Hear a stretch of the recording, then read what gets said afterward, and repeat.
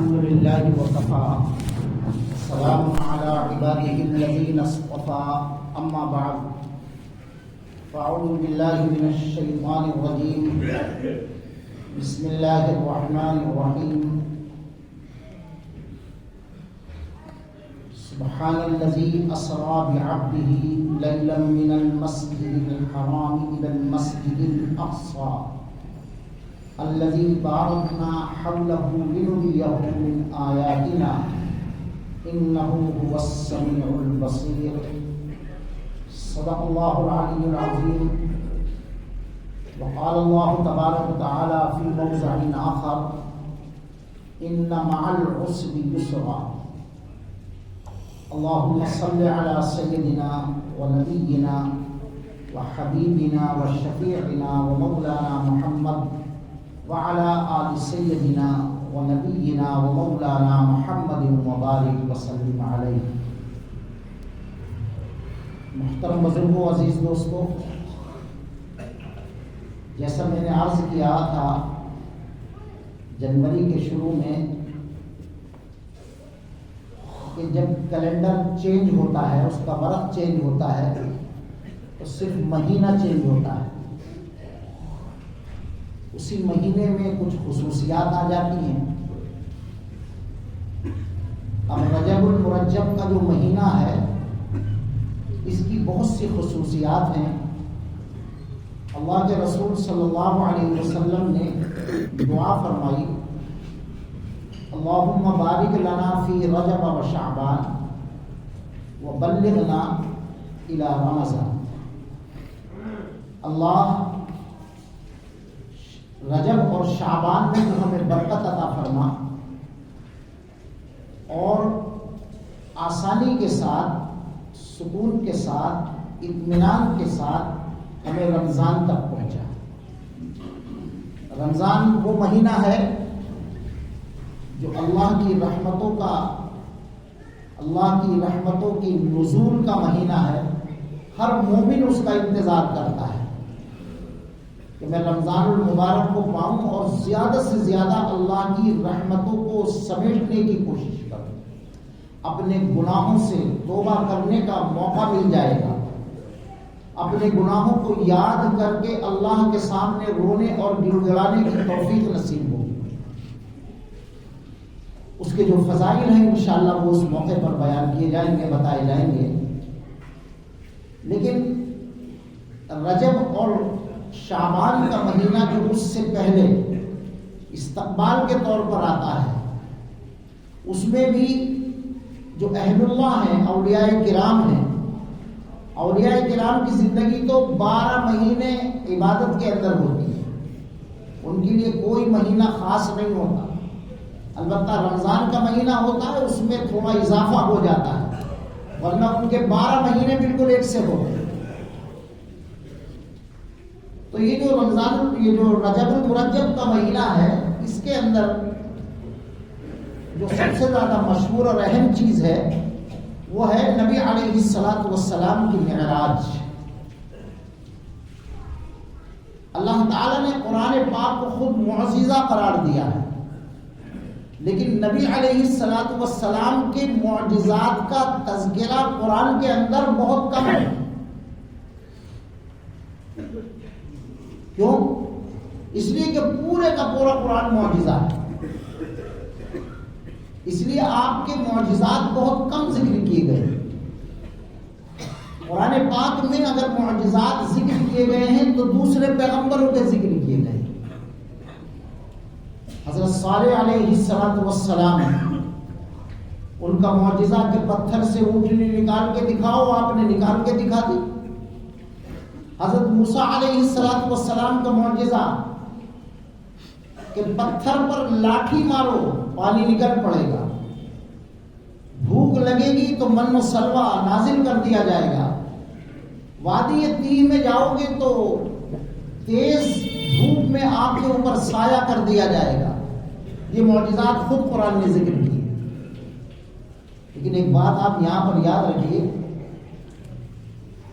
اللہ جل شانہ نے بنی اسرائیل کو جو معجزات عطا فرمائے تھے یعنی موسیٰ علیہ السلام کو، ان میں سے ایک معجزہ یہ تھا کہ جب ان کو فاقہ ہوا، جب ان کو بھوک لگی، جب ان کو کھانے کی ضرورت پڑی، تو اللہ تعالیٰ نے ایسا کھانا اوپر سے نازل فرمایا جس کو من اور سلوہ کہا جاتا ہے۔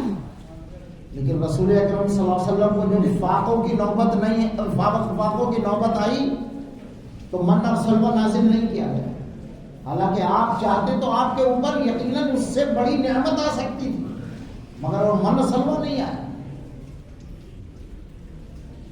پیاس لگی تو موسیٰ علیہ السلام کو اللہ نے حکم دیا کہ پتھر پر لاٹھی مارو، لاٹھی مارے تو 12 چشمے نکل پڑے، 12 خاندان تھے، اپنا اپنا پانی پیو بھائی، کوئی پریشانی نہیں، پنکھا چل گیا، پنکھا چل گیا، پنکھا چل گیا۔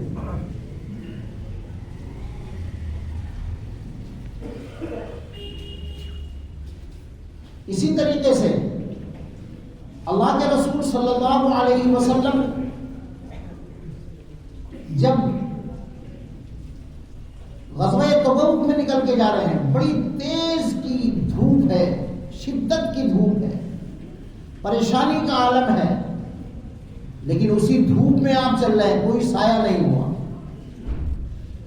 اور جب بنی اسرائیل جا رہی ہے وادی تیہ میں تو ان کے لیے سایہ کر دیا گیا،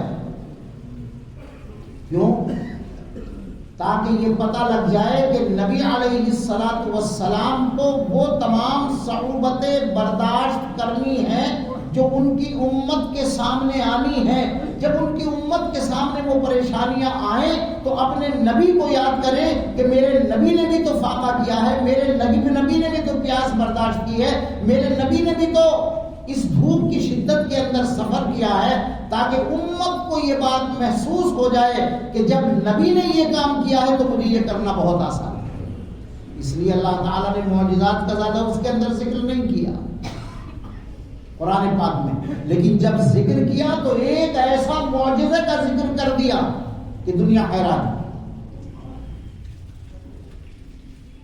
آپ کے معجزات میں سے سب سے اہم معجزہ معراج النبی صلی اللہ علیہ وسلم شمار کیا جاتا ہے، اور معراج جو ہوتی ہے کسی کو یوں ہی نہیں ہوتی، بلکہ پہلے قربانیاں دینی پڑتی ہیں اور اس کو برداشت کرنا پڑتا ہے۔ حضرت ابراہیم علیہ نبینا علیہ السلام کو اللہ تبارک و تعالیٰ نے کتنی قوت برداشت عطا فرمائی۔ آپ نے ان مورتیوں کے خلاف جو گھر کے اندر عبادت بھی کی جاتی تھی اور بیچا بھی جاتا تھا، ان کے خلاف عالم بغاوت بلند کیا، کسی چیز کی پرواہ نہیں کی، آگ کے اندر ڈال دیا گیا، اللہ نے گلے گلزار بنا دیا۔ یہی تو آپ کا معجزہ تھا۔ اس معجزے کا قرآن نے ذکر کیا۔ حضرت صالح علیہ السلام کو قوم نے کہا کہ ہمیں پتھر سے اونٹنی نکال کے دکھاؤ ورنہ ہم تمہیں نہیں مانیں گے۔ اونٹنی نکال کے دکھا دی، اسی معجزے کا ذکر قرآن نے کیا۔ حضرت موسیٰ علیہ نبینا علیہ السلام سے معجزے کا ذکر کیا گیا تو اللہ نے آپ کو عصا عطا فرمایا اور فرمایا کہ یہ عصا تمہارے لیے ہر جگہ پر کام آئے گا۔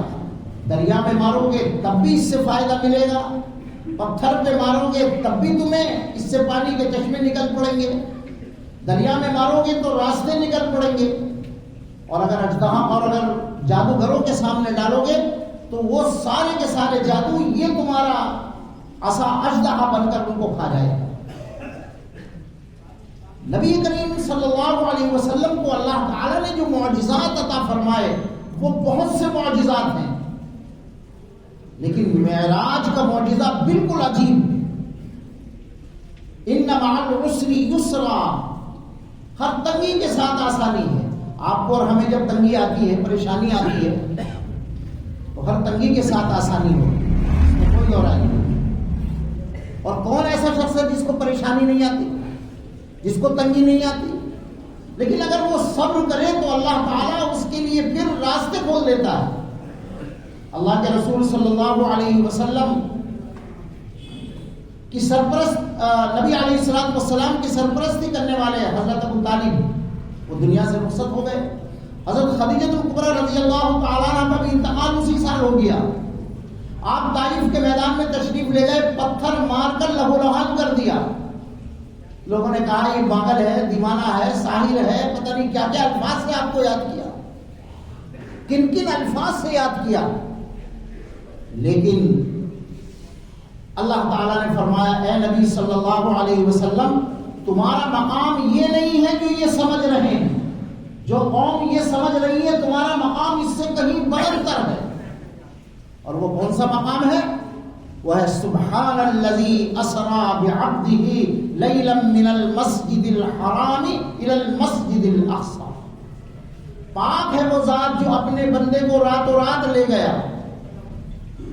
سبحانہ کے معنی آتے ہیں بالکل پاک ہونا, تمام عیوب سے پاک ہونا. اور اس کی ایک تفسیر یہ بھی ہے کہ تمام ضرورتوں سے اللہ تبارک و تعالیٰ کی ذات پاک ہے, اس کو کسی چیز کی ضرورت نہیں, نہ میری ضرورت, نہ آپ کی ضرورت, نہ دنیا میں جتنی شے ہیں کسی چیز کی ضرورت نہیں. لہذا وہ پاک بندہ لے گیا, وہ پاک اپنے بندے کو لے گیا, وہ پاک ذات اپنے بندے کو لے گئی. سبحان الذی اسری بعبدہ. تو وہ ذات جو بالکل پاک ہو جب لے گیا تو لے جانے والے کو دیکھنا چاہیے, جانے والے کو نہیں. اب جانے والے کو تو اللہ جیسے حکم دے گا ویسے ہی کرے. ہم لوگ کہتے ہیں ارے نبی رات کے اندر کیسے چلے گئے وہاں پر, اس چیز کو مت دیکھو, بلکہ یہ دیکھو کہ لے جانے والا کون ہے. وہ خود قرآن جس کو بیان کر رہا ہے وہ ہے سبحان الذی اسری. اسرا کہتے ہیں رات کے چلنے کو, دن کے سفر کو اسرا نہیں کہا جاتا, رات کے چلنے کو اسرا کہا جاتا ہے. اور جو سفر مسجد حرام سے بیت المقدس تک تھا وہ سفر اسرا کہلاتا ہے, اور جو سفر مسجد اقصی سے عرش معلی تک تھا وہ سفر معراج کہلاتا ہے. اس کے دو حصے ہیں, اس کو تقسیم کر لیا جائے اور یہ سمجھنے کی کوشش کی جائے. رات کے چلنے کو اسرا کہتے ہیں. اور لیلم, اب یہ عربی کے اعتبار سے اگر میں لیلن کی آپ کو تفسیر بیان کرنا شروع کروں تو سارا وقت اسی میں چلا جائے گا. لیلن کا مطلب یہ ہے کہ رات کو لے گیا اور رات کے تھوڑے سے حصے میں لے گیا. لیلن کے اوپر جو تنوین آتی ہے یعنی جو دو زبر آتے ہیں, اس کا مطلب یہ ہے کہ پوری رات نہیں بلکہ رات کے تھوڑے حصے میں لے گیا. اب تھوڑے سے حصے کے اندر رات کو لے جانا اور پھر مسجد اقصی تک پہنچنا اور مسجد اقصی سے عرش معلی پر جانا اور پھر واپس بھی آ جانا, یہ کوئی عام آدمی تو جا ہی نہیں سکتا, نہ آ سکتا ہے. بلکہ جس کا ایمان ہوگا وہی اس چیز کو تسلیم کرے گا. اور اللہ کے رسول صلی اللہ علیہ وسلم کو دن کے اندر بھی تو معراج ہو سکتی تھی. اگر اللہ تعالیٰ چاہتا تو دن کے اندر بھی معراج ہو سکتی تھی اور لیلن کی بجائے وہ نہارن کہہ دیتا. لیکن یہاں پر لیلن کا تذکرہ اس لیے کیا گیا کہ تاکہ جب معراج سے آپ واپس آئیں تو اس کی تصدیق کرنے والے صدیق اکبر کی لوگ فہرست میں شامل ہوں. اور کچھ لوگ ایسے ہوں گے جو صدیق اکبر کی فہرست سے نکل کر ابو جہل اور ابی لہب کی فہرست میں شامل ہوں گے. وہ کہیں گے نہیں یہ ایسا ہو ہی نہیں سکتا. اس لیے لیلن ایک رات کے تھوڑے سے حصے کے اندر لے گیا, اور لے جانے والا جو ہے وہ رات کے حصے میں لے جائے, دن کے حصے میں لے جائے, تھوڑی دیر کے لیے لے جائے, زیادہ دیر کے لیے لے جائے, اس میں مجھے اور آپ کو کوئی دخل اندازی کرنے کا حق نہیں. اور کہاں لے گا؟ الی المسجد الاقصی, وہ مسجد اقصی کے میں لے گئے. مسجد حرام سے مسجد اقصی کا جو سفر ہے وہ 4 مقام پر آپ کو وہاں پر ٹھہرنا پڑا. جو براق جو سواری تھی, اب وقت اتنا تیزی سے بھاگتا ہے کہ اس کی میں تفصیلات بھی آپ کے سامنے بیان نہیں کر سکتا, لیکن آپ سمجھدار ہیں, ان چیزوں کو آپ سمجھیں گے. جو براق سواری تھی اس کے اوپر آپ سوار ہوئے تو یثرب ایک جگہ پڑی. حضور اکرم صلی اللہ علیہ وسلم نے ارشاد فرمایا یا جبرائیل نے فرمایا کہ یہاں پر اترو, 2 رکعت نماز ادا کر. اب وہ یثرب کہلاتی تھی وہ جگہ, بیماریوں کا گھر. لیکن وہی ہجرت گاہ بنی ہے نبی کریم صلی اللہ علیہ وسلم کی. اس معراج کے اس رات، اس سفر کی رات میں پھر وہاں جب آپ نے نماز ادا کی تو نماز ادا کرنے کے بعد پھر آپ کو ایک اور مقام آیا، وہ شجر موسیٰ، جہاں موسیٰ علیہ السلام سے گفتگو اللہ تعالیٰ نے فرمائی تھی. آپ نے اس جگہ پر بھی نماز ادا کی، 2 رکعت نماز وہاں پر ادا کی. اب جبرائیل نے فرمایا یا اللہ کے رسول صلی اللہ علیہ وسلم نے خود فرمایا کہ یہ کون سی جگہ ہے، یہ کون سی جگہ ہے، یہاں پر آپ اتر جائیے، 2 رکعت نماز ادا کیجیے. تو جہاں موسیٰ علیہ السلام سے گفتگو ہوئی، اس درخت کے پاس اللہ جل شانہ سے اس مقام، اس جگہ پر بھی نبی علیہ السلام کو اس سفر کے اندر لے جایا گیا اور وہاں پر 2 رکعت نماز آپ نے ادا کی. اس کے بعد پھر ایک اور آگے جگہ پڑی جس کو کہتے ہیں مدین. اس مدین جہاں حضرت شعیب علیہ السلام کو بھیجا گیا تھا، اس شعیب علیہ السلام کو جہاں بھیجا گیا وہاں کی مٹی بالکل پیلی. اللہ کے رسول صلی اللہ علیہ وسلم وہاں پر ٹھہرے اور اس مقام پر جو مدین کا مقام کہلاتا ہے اس میں بھی آپ نے 2 رکعت نماز ادا کی. وہاں پر بھی آپ نے قیام فرمایا تھوڑی دیر کے لیے. اس کے بعد پھر ایک اور جگہ آپ کو جانا پڑا جہاں حضرت عیسیٰ علی نبینا علیہ السلام کی پیدائش ہوئی. قرآن نے سورہ مریم میں اس کا ذکر کیا، وَهُزِّي إِلَيْكِ بِجِذْعِ النَّخْلَةِ تُسَاقِطْ عَلَيْكِ رُطَبًا جَنِيًّا. جب بیوی مصری حضرت مریم وہاں پر پہنچی اور لوگوں نے آپ کے اوپر کیچڑ اچھالنی شروع کی، اللہ تعالیٰ کو تو معجزات کے طور پر اور قدرت کے طور پر آپ کو بیٹا دینا تھا بغیر باپ کے. تو وہ مقام تھا جہاں حضرت عیسیٰ علیہ السلام کی پیدائش ہوئی. اسی حضرت عیسیٰ علیہ السلام کی پیدائش کی جگہ بھی نبی علیہ السلام پہنچے اور اس جگہ پر آپ نے 2 رکعت نماز ادا کی. گویا کہ یہ سمجھ لیجیے کہ یہ 4 جگہ پر آپ کا قیام رہا. آپ نے قیام کیا. پہلی جگہ یثرب، پھر بعد کو کیا بنا وہ مدینہ منورہ. اللہ کے رسول صلی اللہ علیہ وسلم کی برکت سے اس جگہ کو مدینہ منورہ، یعنی ایسا شہر جو ہمیشہ منور رہے، آج تک وہ منور ہی منور ہے اور قیامت تک انشاءاللہ منور رہے. تو وہ یثرب جو بیماریوں کے گھر کہلاتا تھا، اس جگہ کو آپ کی جو ہجرت گاہ بنائی گئی، معراج کی رات نبی علیہ السلام کو اس زمینی سفر میں اس جگہ پر قیام کرنے کا موقع دیا. پھر شجر موسیٰ کے پاس جہاں اللہ تعالیٰ نے آپ سے کلام کیا تھا اس جگہ پر موقع دیا. پھر مدین جہاں حضرت شعیب علیہ السلام کا قیام تھا اس جگہ پر اللہ نے آپ کو موقع دیا. پھر جہاں حضرت عیسیٰ علیہ السلام پیدا ہوئے تھے اس جگہ پر آپ کو ٹھہرنے کا موقع دیا. یہ موقع کیوں دیے جا رہے ہیں؟ اس لیے دیے جا رہے ہیں تاکہ یہ پتہ لگ جائے کہ یہ تو میری ہجرت گاہ بنے گی اور اے موسیٰ جہاں تمہارا کلام ہوا تھا اللہ نے مجھے اس مقام پر پہنچا دیا. اے موسیٰ اس سے آگے بڑھ کر جہاں تم نے بکریاں چرائی تھیں حضرت شعیب علیہ السلام کی، اس مقام کو بھی اللہ نے میرے لیے عزت کی جگہ بنا دیا. اور وہ عیسیٰ علیہ السلام ان کی ماں پاک دامن عورت جس کے بارے میں لوگوں نے بڑی بڑی کیچڑ اچھالنے کی کوشش کی تھی، اس جگہ پر بھی اللہ تعالیٰ نے مجھے پہنچا دیا. اور اس کے بعد پھر آپ پہنچے ہیں کہاں پر؟ مسجد اقصیٰ. اور مسجد اقصیٰ سے پہلے ایک مسجد ہے وہاں پر مسجد براق. مسجد براق یعنی ایک بعض حضرات اس میں روایات مختلف ہیں، کیا تو پہلے سے ہی پتھر کے اندر سوراخ ہوا تھا یا آپ نے اپنی انگلی سے سوراخ کیا معجزاتی طور پر اور اس کے اندر آپ نے سواری باندھی اور اس کے بعد آپ پھر مسجد اقصیٰ میں پہنچ گئے. وہ جہاں آپ کی سواری بندھی تھی اس کو بھی چھوٹی سی مسجد بنا دیا گیا یادگار کے طور پر کہ یہاں اللہ کے رسول صلی اللہ علیہ وسلم کی براق سواری رکی تھی. اور پھر مسجد اقصیٰ میں پہنچے تو مسجد اقصیٰ میں پہنچنے کا مقصد ہی یہ تھا.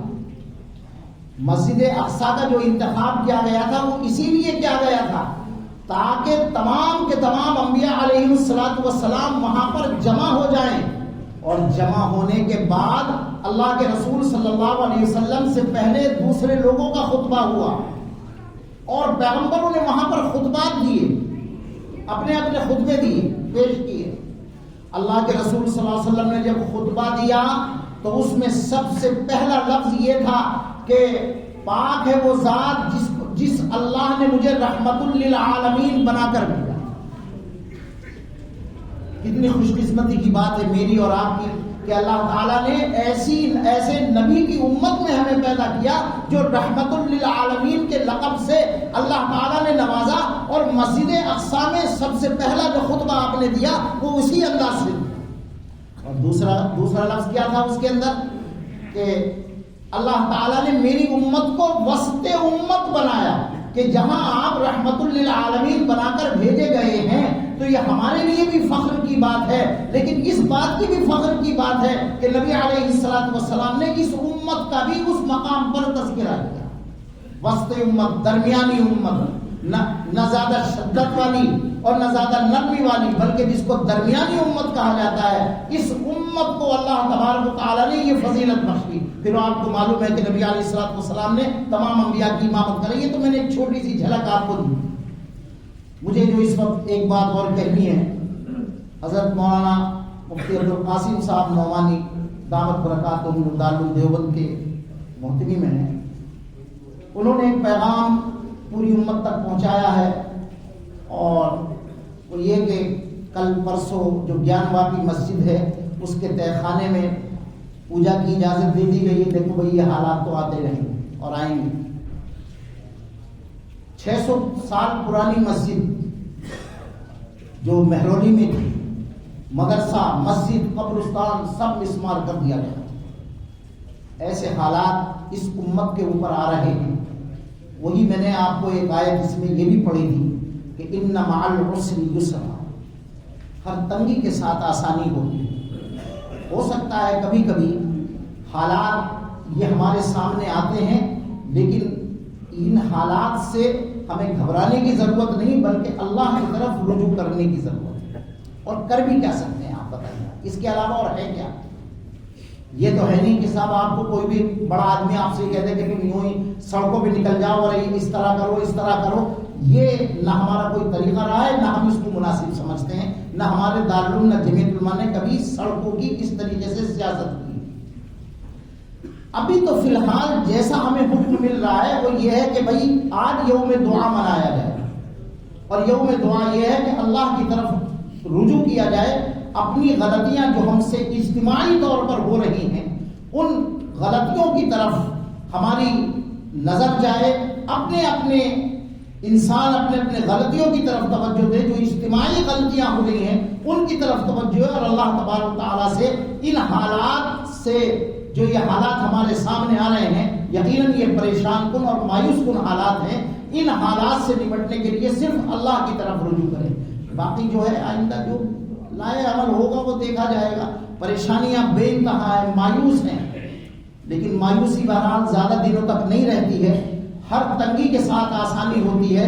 نبی علیہ الصلوۃ والسلام کے پتھر بھی مارے گئے، نبی علیہ الصلوۃ والسلام کو ساحر، شاعر اور نہ معلوم کیا کیا کہا گیا، لیکن جب اللہ نے آپ کو مرتبہ عطا فرمایا تو اپنے پاس بلا کر ان اتنی عزت اور احترام بخشا کہ اس کی کوئی مثال دنیا کے اندر نہیں ملتی۔ بس یہی آپ اپنے دل کے اندر رکھیں کہ ایک وقت پہلے کبھی تھا، ہماری بدعمالیوں کی وجہ سے اللہ کی طرف سے کیا ہمارے ساتھ معاملہ پیش آ رہا ہے، یہ موجودہ وقت ایسا آ رہا ہے، ہم اللہ کی طرف اگر رجوع ہوئے تو ہو سکتا ہے اللہ تعالیٰ پھر ان حالات کو پھر سے بدل دے۔ اللہ ہم سب کو عمل کی توفیق نصیب فرمائے۔ وآخر دعوانا الحمدللہ۔ سنت پڑھو بھائی، جلدی سنت۔